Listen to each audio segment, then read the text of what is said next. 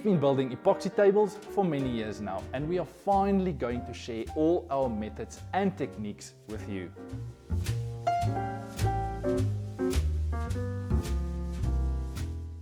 My name is Greg, and I am going to show you how to build the perfect epoxy table.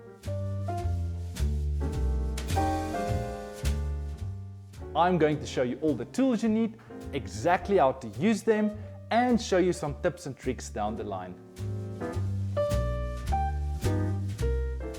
Everyone thinks you need to cast your second layer of epoxy once your first layer has set.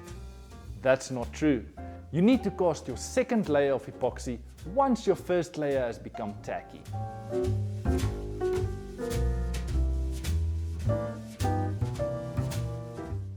This masterclass has been designed for all woodworkers, from your beginner all the way up to your experts.